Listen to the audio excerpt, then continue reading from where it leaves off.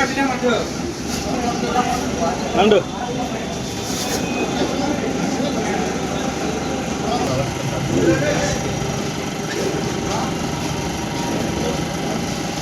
बर' माहारिनि सोमावसारनायाव आलादा रायजो बड'लेण्ड दाबिनानै सोमावसारनायाव गिबि मुंख्लं सुजित नार्जारिनि दिनै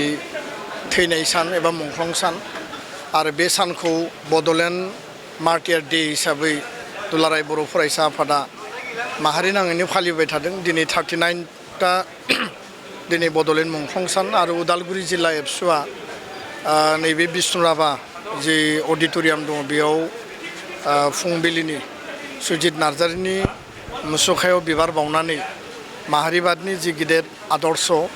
आरो बर' माहारिबादखौ लानानै हारिनि सिनायथि थामोन्था रैखाथिखौ फोथांनानै लाखिनाय जोंनि अस्तित्व जोंनि जि संबिजिदारि जिखिनि मोन्थाय गणतान्त्रिक जिखिनि मोन्थाय बे गासैखौबो लानानै हारि हिसाबै थांना थानांगौआव 1987 मायथाइनि दिनैनि सानाव गुवाहाटीनि जज फिल्डआव जि मास रेलि जादोंमोन बड'फा उपेन्द्रनाथ ब्रह्मनि दैदेननायाव बे मास रेलिनिफ्राय थांफिननाय समाव सुजित नार्जारिखौ जोंनि हेंथा खालामग्रा आरो आन्दलनखौ क्रास डाउन खालामनो नागिरग्रा माखासे शौविनिस्ट सुबुंफोरा बिथांखौ गाग्लोबनानै बुथारदोंमोन आरो दिनै बे सानखौ गोसोखांनानै उदालगुरि जिल्ला एबसुआ बिथांनि मुसुखायाव बिबार बावनायजों लोगोसे ब्लाड डनेशन केम्प बेयाव लानाय जादों आरो बयबो बुङो आरो जों बयबो मिथिगौ जे थै दान होनाया जिउ दान होनायजों समान आरो दिनैनि समाव बे मोनसे रिलेभेन्ट गोसोखांथि सानजों लोब्बा लाखिनानै ब्लाड डनेशन केम्प खालामदों। तेजपुर मेडिकेल कलेज TMCनिफ्राय बेयाव टिम फैनानै दंफैयो आरो उदालगुरि सिभिल हस्पिटालनोबो बे इउनिटफोरखौ हरनाय जागोन। दा फार्स्ट गिबि डनार हिसाबै आं बाहागो लानो मोननानै जथेस्थ' गोजोननाय मोनदों